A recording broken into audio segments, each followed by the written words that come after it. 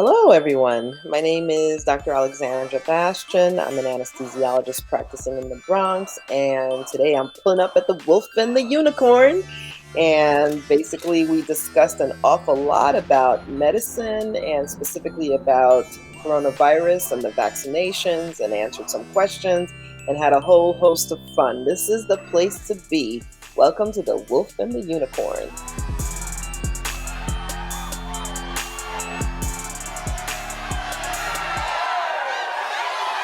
Yo, Yadi, what's up? Hey, How you doing today? doing all right. I'm okay. We got a very special guest today, Yes, Dr. Alexandra Bastien. Welcome to the Wolf and Unicorn podcast.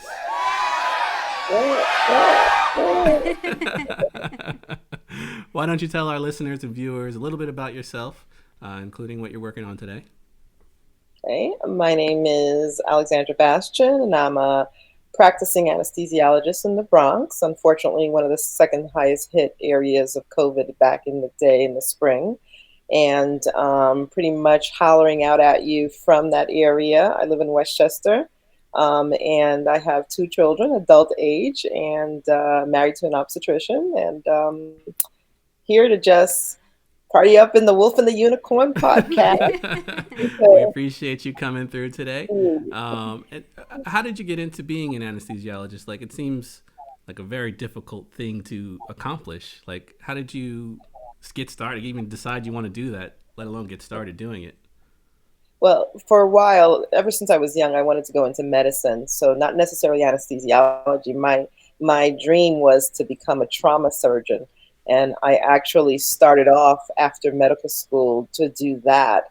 But then I met my hubby and got married and, and had my first little one. And it's a challenge to be a woman and be a surgeon because that's a very challenging thing to do. So my colleagues in surgery introduced me to anesthesiologists. And so once I discovered what they did, I thought, wow, that's a pretty intellectual kind of field. And I'm kind of like a little bit of a nerd, I'm told. So here I am in that nerdy world of anesthesiology. Awesome. Oh, but and then after you decided anesthesiology, like how do you like what's the training involved in actually becoming that besides getting your doctorate, of course, and medical doctorate? What do you actually? What's the training like? Because it's like the most precise form of doctoring that I can think of. Like getting the medications exactly and precisely right. Yeah, basically it seems daunting the amount of years that people have to spend to be in training, but it actually goes by pretty quickly. But it's 4 years of medical school, and then you do a year of residency, what we call an internship in either general surgery or medicine, and then 3 years of anesthesiology training. And then beyond that, you can actually get a fellowship in a particular specialty of anesthesiology. And so, what it is that anesthesia as a practice is about getting patients through the perioperative process safely, because most of the time people are not aware it's not just putting you to sleep, but it's actually taking care of all your vitals, your heart, your brain, your kidneys, your lungs. And so all the aspects of what keeps you really alive, we monitor that. And yes, medications have to be precise.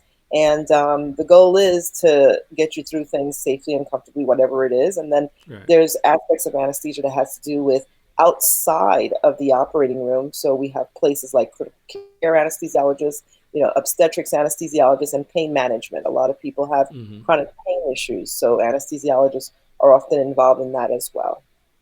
Right. Awesome. And the real topic we're, jumping into today, as it's all over the world for the last almost year now, COVID-19, still damaging communities, still hurting people every day. I'm told you have a lot of information that you can share with us on that. What made you kind of lock in on COVID-19? It's not directly, anesthesiology, but what kind of gave you that want to focus on that and learn more about it and understand it?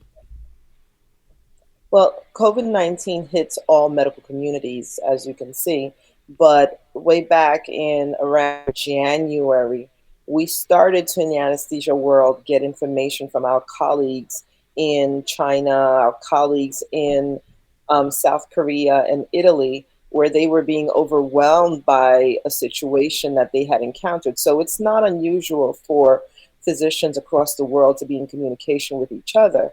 And so we started sharing what they were going through. And so the bells started ringing back then. And that got us alerted, especially in my community, to say something's coming our way, and it's coming our way in a big way. Mm. So we started to look for ways in which we could participate, learn from what was happening. And anesthesiologists, because of the nature of what we do, we care for patients that are critically ill.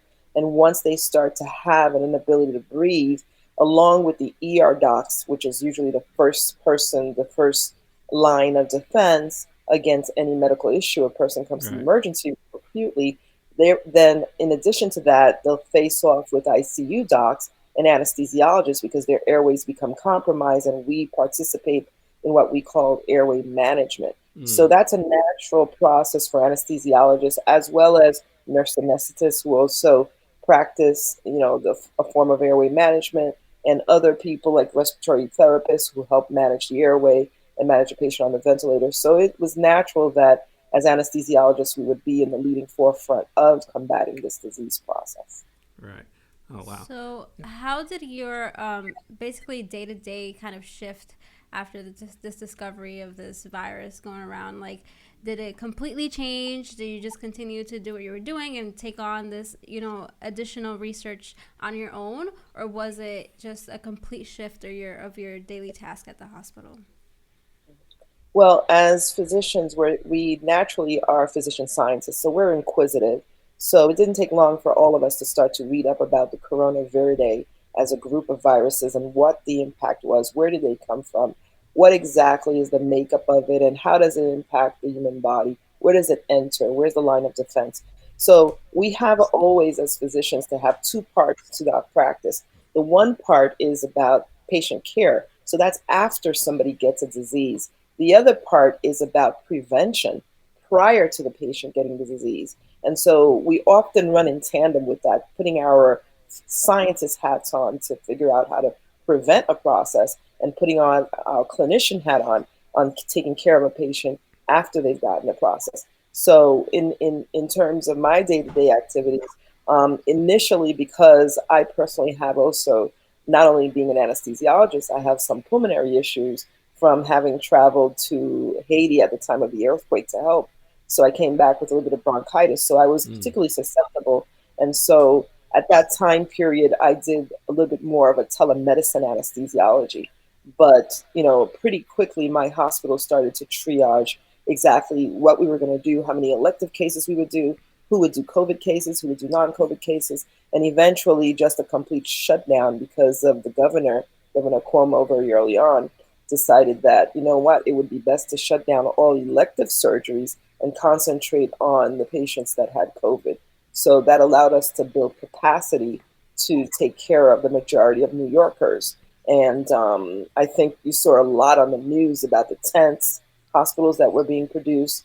But it was very daunting, very, very real to us because although the rest of the world, at that time was not experiencing anywhere near, I think in most of the states, they hadn't even had a case, let Right. alone, the kinds of things that were happening in New York. So it was very daunting for us because of the overwhelming amount of the population that was getting sick, as well as the overwhelming amount that was requiring critical care needs. And also, what follows is the overwhelming amount of deaths that we've seen, because definitely it was like a war zone. We Right. don't naturally see, death and dying that much in a hospital.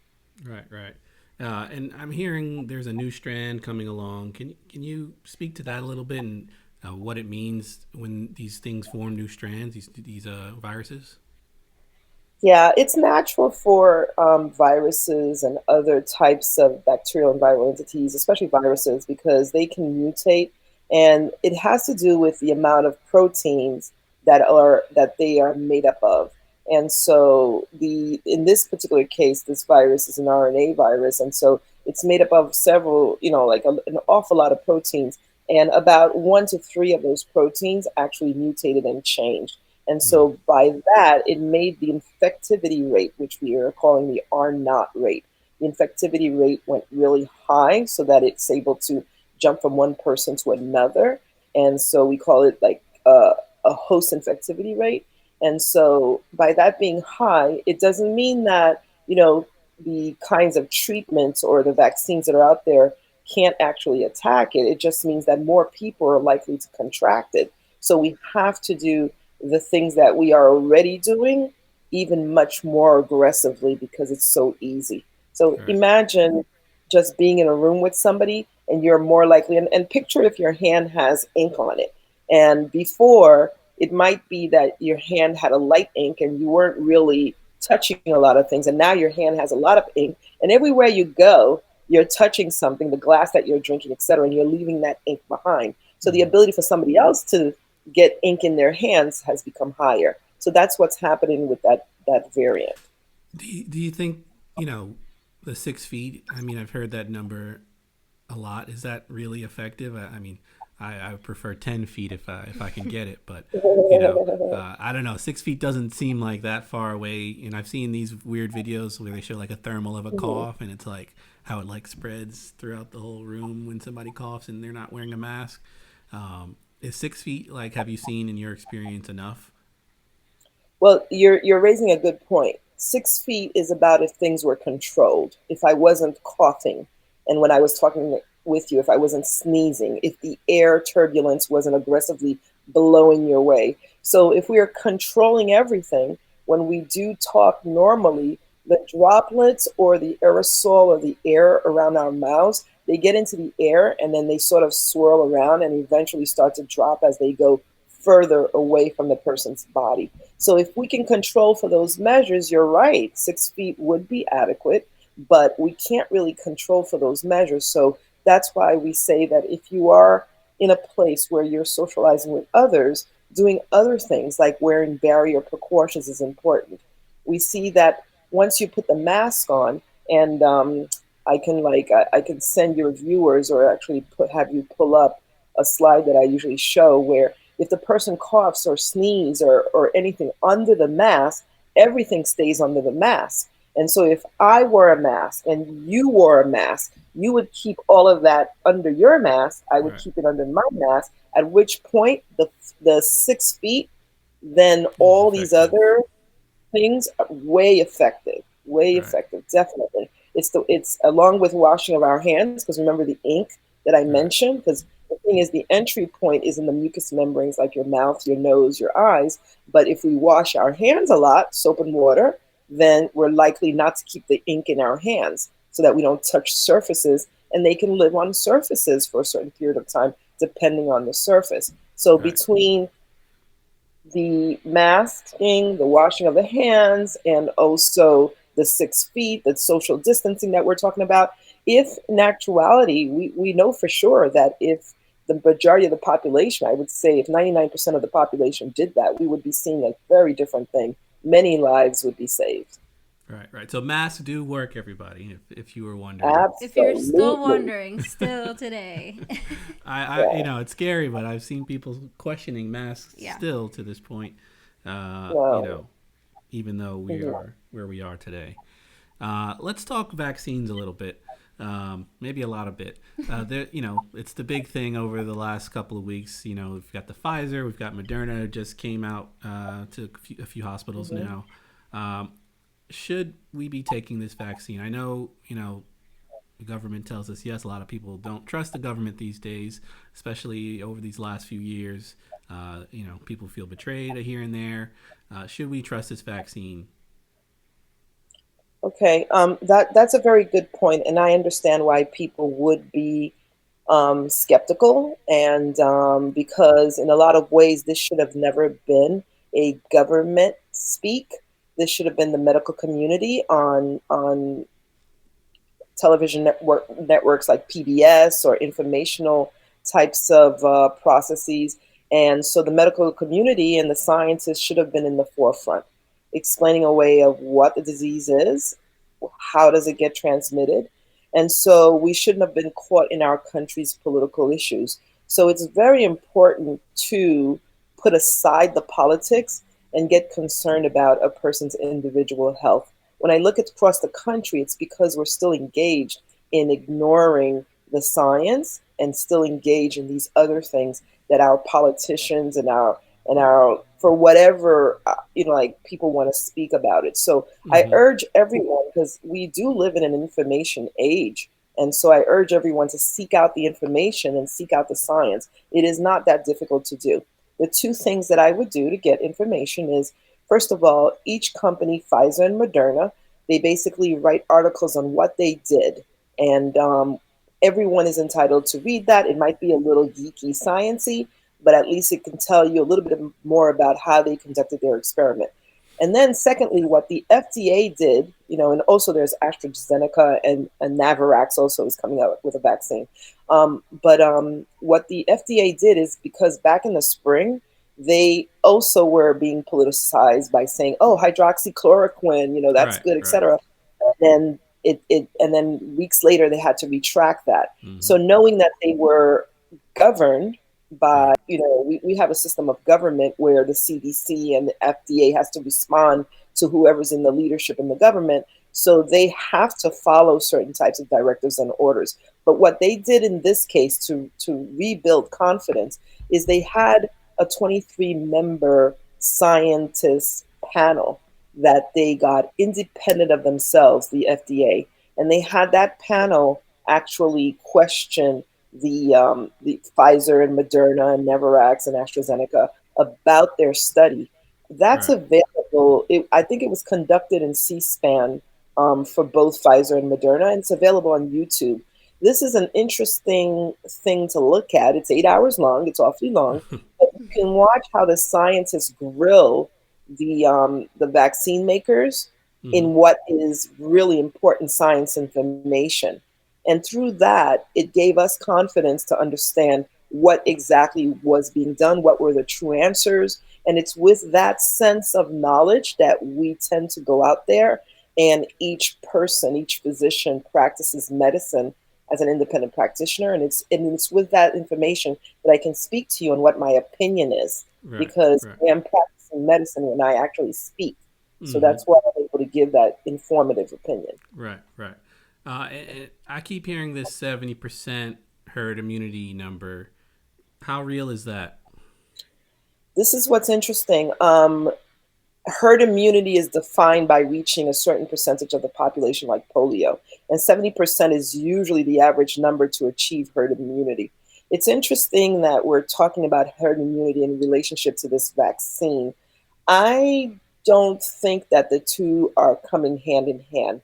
What is Mm. happening right now, we don't have long term data about this vaccine, Right. about any of the mRNA vaccines or any of the vaccines coming out, because the phase 3 trials only started back in late spring and summer. So we've only Right. had months. I mean, like, basically probably 6 months now of data coming in at us. So to discuss immunity would mean that we know how long it takes to become immune to a particular vaccine. So, for Right. instance, every year we get the flu vaccine, right?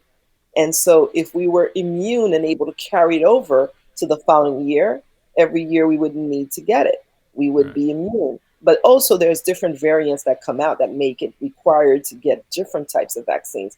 But what I'm trying Mm-hmm. to say, it's different than polio, for instance, or what you get for hepatitis B, or, Right. and then you require a booster shot. So the length of time in which immunity is there, that still has yet to be seen. So we don't have that data. We Right. know that we're vaccinated. We know that the people that are being vaccinated so far are immune. But how long will those titers remain effective? That data is still out yet. So to discuss herd immunity for me at this point, it's really not data driven, but just a speculation, a good medical speculation, but speculation nonetheless. Right. And this is a question from our Facebook group. There are vaccines being worked on in Cuba. I think they're leading the way in the Caribbean and Latin America. Because, I mean, they simply can't. I mean, we're buying all the vaccines in America and Europe. How are they going to get vaccinated? They're a little far off from completing their, trials and making sure their vaccine is safe. But there's one, I believe, called Sovereign 1 and 2 being worked on in Cuba. But how is it that they, in countries that aren't rich like ours, how do they get their vaccines? And you know, Well, first, how do they create it? I think creativity and innovation is not something that's unique to the US. mm-hmm, So there has been many a time in which the herbs and the leaves of certain plants are found in other parts of the world, in the Caribbean and Africa, and they have been medicines in themselves. So I don't discount that there's ways to find medicines all over the world. So we're not unique to that. Cuba did start early on in the spring to work and start to discover that they might be well on the way. The problem is because of the isolationism and the resources, they're not able to conduct the phase 3 trials that are able to be conducted by the third world country. I mean, the more developed nations of the world, like the U.S. And so Cuba has paired with China to start phase 3 trials on some of their vaccines. So that's promise there, mm-hmm, and to see what comes out of it. The thing is, Operation Warp Speed did put, an ability to get things out really fast, because we're still a capitalistic society. So we know that the first one to discover the cure for cancer is going to make, like a right, lot. right, yes, Certainly the first one to deal with the coronavirus is also going to benefit financially a tremendous lot. So this race is not surprising. But right, then what we have to keep in mind is, again, it's about effectivity of what we're doing, side effects, and also long-term consequences, as well as long-term protection. So those are the four things that we really should keep our eye on, regardless of where the vaccines come from. right. And I think that's the biggest fear in our community is the long term effects. Yeah. I understand, people over a certain age definitely should get it immediately, but people I've had conversations with my age and younger are like, what if it's 20 years, 10, who knows, 10 years, something because of the vaccine. We just don't understand enough about it to say 100% like they're saying now that it's good to go. Yeah. That is a very, very good way of approaching it and thinking about it. For the youth, and I call that roughly 45 and under, roughly, for the youth that is healthy and do not have any other comorbid issues, such as, and I'm speaking of, BMI, body mass index, overweight, obesity is not there, chronic kidney disease, smoking and diabetic, immune diseases, cancers, things like that. I mean, like a whole host of diseases. If you don't have any of these things and you are 45 and under, I understand, and I also know that there's no data about longevity. And the seriousness of this comes with the fact that in about, I believe, 1976, there was a vaccine that we had given back then, and a couple of years later, some of the folks developed Guillain-Barré, which is a neurological issue. Not a large percentage, but enough. And then so if I match the youth with the incidence of them developing severe diseases, that is, if you caught it and you don't have a comorbid issue, and the likelihood of you getting a severe disease or dying from it is extremely low. Mm, So that may make folks actually say, well, let me not get the vaccine. That is an appropriate approach, but it also means that you still don't want to take the risk. You still want to do 100% masking on social conditions and all these other things, because you catching it, now you're the carrier.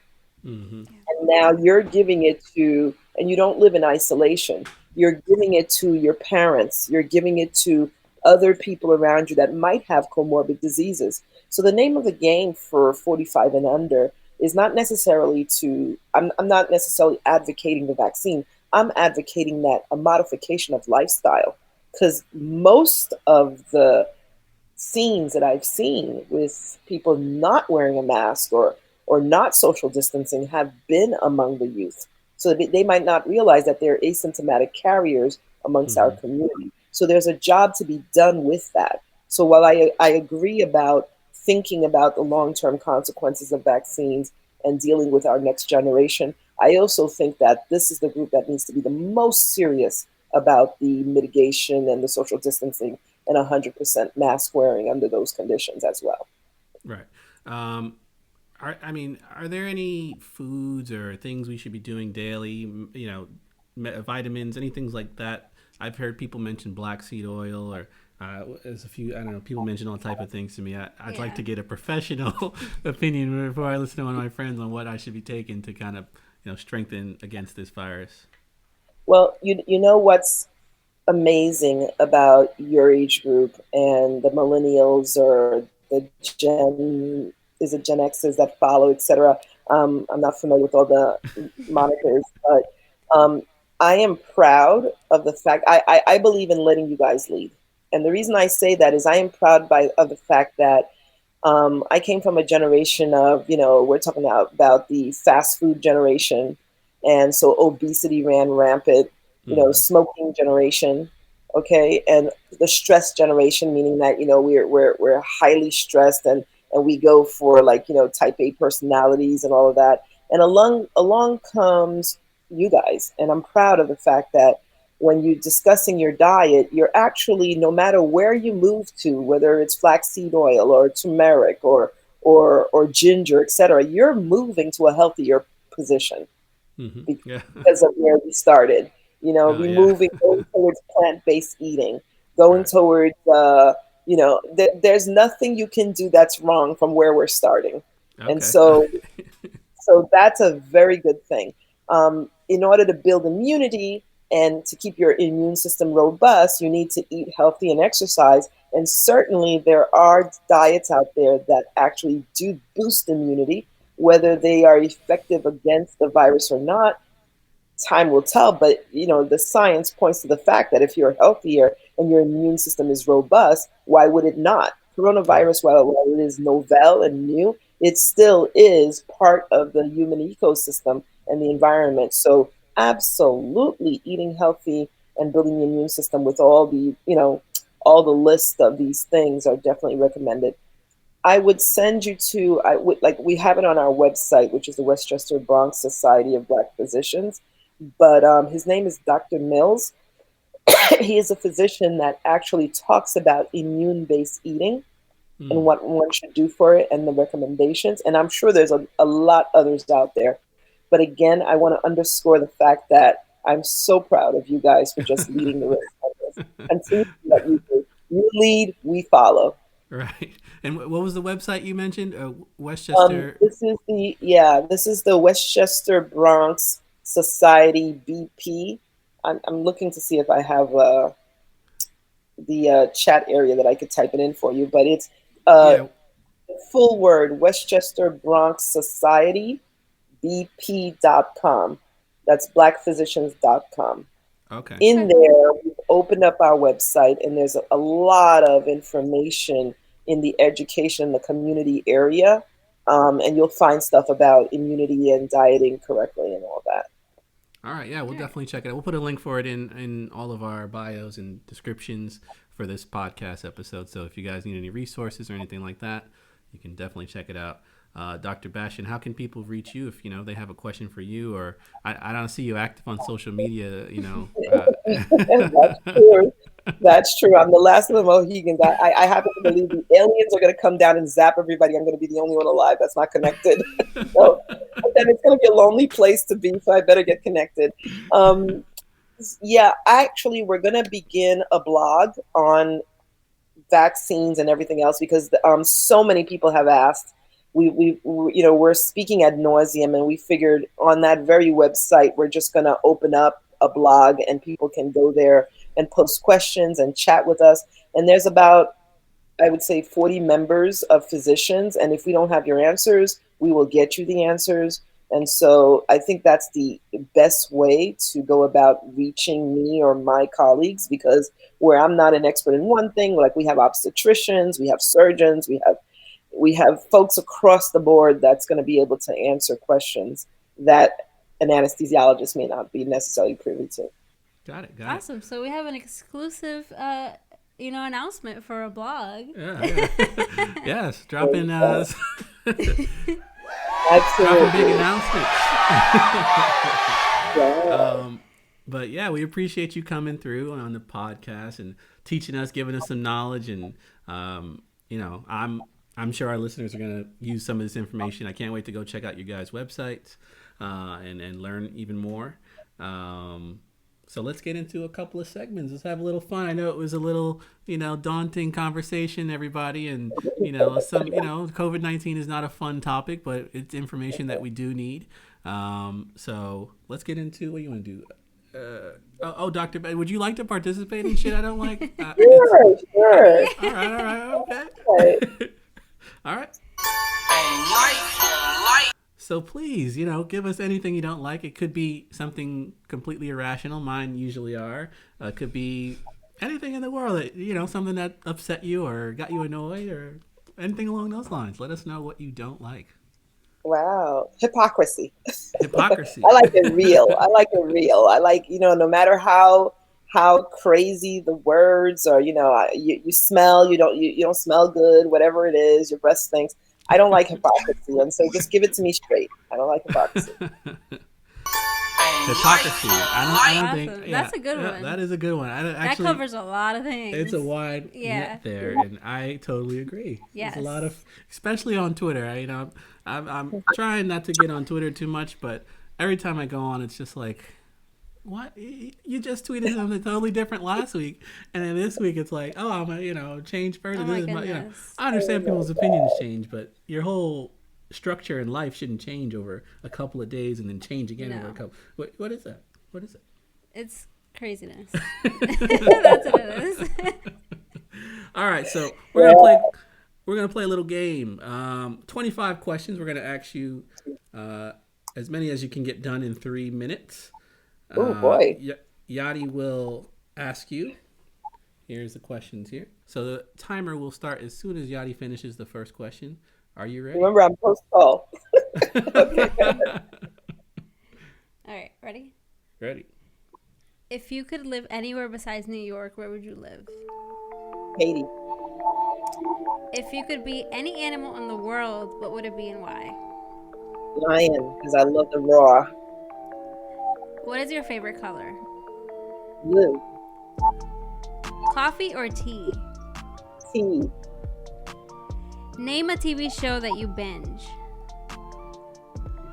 Housewives of Atlanta. Oh my God, us too! What scares you the most? Getting ill. Name something that you've tried that you will never try again. Reefer. Name a book that you would recommend people read. Jurassic Park, not the film, the book. Name one thing you could never give up. Ooh. SEX. If you had to pick one superpower, what would it be?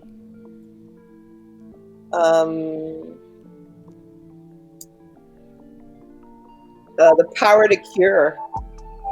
That's a good one. Describe your life using one word. Phenomenal. Name your biggest role model. My mom. If you had to be one cartoon character, who would it be? Cartoon character. Black Panther. Nice. Favorite restaurant of all time?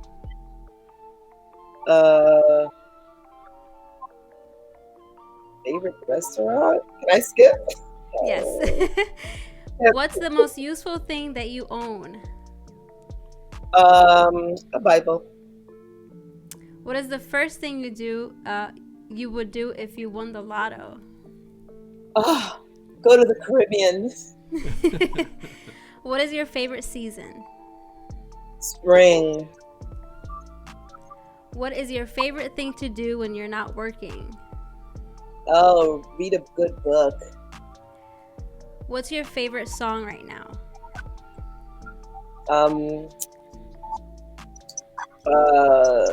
RESPCTOB. What chore do you hate doing? Washing dishes. Have you ever had a nickname, and what was it? Yes, Damien, my father, named me that, Damien. If you had to pick one, which one of your 5 senses do you think you could live without? Smell. And what is the closest thing to magic? Magic. Singing. Yay! That is 25 questions with Dr. Bastien. I skipped one. I skipped one. You did awesome. That was great. I So thought I skipped one. Yeah, you you skipped skip one. one. We Skip have one. more. Yeah, It's we have fine. more. It was. If you want to answer, what was your favorite restaurant? Oh boy. It's a hard one. Half Moon. Half Moon. Where's that? It's in Hastings on the Hudson. Ah, okay. I gotta check that out. Put that up. I usually ask people because I try all the restaurants that they actually tell me, and Yeah. I'm kind of a food junkie, so I like to get the best food I Uh-huh. possibly can. What's your favorite? In terms of He has I, one for every like every every category. category. There's a favorite restaurant for it. Gotcha. Gotcha. So I mean, right now, I mean, I'm very into brunch, and seafood, but I would say there's a place in Astoria called Astoria Seafood. Oh my gosh. I gotta Some go of the there. best seafood I ever had. You actually pick the I food with love your seafood. hands, and I they love it. yeah they cook it for you right there. So it's actually pretty cool. It's So amazing. Astoria. I'm going when they have indoor dining, that right, is. right, Yes. right. Or when it gets a little warmer, we can eat outside Yes. or something. But speaking of dining, have you seen these outdoor, indoor? Outdoor. They built these crazy buildings outside now, and they're calling it outdoor dining. I mean, what is Yes. that? I just don't understand. Well, it's crazy it's just I guess they're trying to keep these restaurants alive. They're all closing. My daughter is opening up a juice and salad bar, and she's also going to do a little bit of the outdoor roping in that area. It's the craziest thing to see, but unfortunately, for those that are strictly indoor dining prior to the pandemic, Hmm. 70% of the restaurants closed, Right, and right. about 50% of them are closing permanently. So it's a real struggle for them. So when you see those outdoor things, it's a way of them being alive, even. I get it, So but it just doesn't feel it's anywhere not the near same. safe at all. It doesn't feel like That's- outdoor dining. No, it's not the same. No. All right, so we'll get into our last segment before we wrap up this pod. We will give Dr. Bastien the mic, and she can give us some inspiration, some positivity, anything to get us through our day, our week, our lives. The mic is yours. Hold on, let me Okay. Well, play our. first of all, I want to thank the Wolf and the Unicorn because you guys are badasses. I don't know if I can say that live, but You there say you whatever you want. go. But amazing. I'm extremely proud of you both for doing what you do. Just having fun and bringing the word and sharing information. Amazing. And I really want to underscore, let them lead. I think your generation should really just, I think you should let your voices be heard. During the election, I saw that you were counted, and now they know that they can't count you out because once you're counted, you are in. And so push the agendas that are first and foremost. And so the inspiration that I have is continue to be you because your strongest advocate, your strongest cheerleader lies within you. I know you have other heroes, and I know I mentioned my parents as, my mom as one, but I think that, you have the answers. You just have to actually put it into action. So continue to do what you do because your light is shining bright and we are following. Thank you, Dr. Bastien, for that positive note. Thank you so much. That was amazing. And we also want to take this moment to thank you, not only for coming on here, sharing information, and talking to us and our listeners, but also the work that you do every single day. We truly appreciate you. We hear every single day how representation matters, and we wanted to just highlight you and your knowledge and your wisdom, and just say thank you so much for everything that you're doing. Right. Thank you. So thank you, everybody. It's been another monster pod with Dr. Bastien. We appreciate her coming through and giving us this knowledge. If you haven't already, check out our website, wolfandunicorn.co. There is a new donate button. We are trying to raise some funds for some projects we would love to get out. So if you can, support the show if you can. If not, listening and subscribing and sharing is well enough. We just trying to raise some extra dough here. We got a lot of things going on, trying to pay for some things. So check that out. Let's do it. Also check out our Facebook group. A lot of good conversation going on in there. We'd love to hear from you. So it's facebook.com/groups Wolf and Unicorn. So look us up. Automatic ad, just let us know, looking for more people to, add to the conversation and different points of view so we can learn from you guys as well. So, go check that out. We got a lot of good things coming. We're also working on some small business, social media marketing stuff that is coming very soon as well. We're working on that on the side. So please, guys, we got a lot we're working on. Stay tuned. Ooh.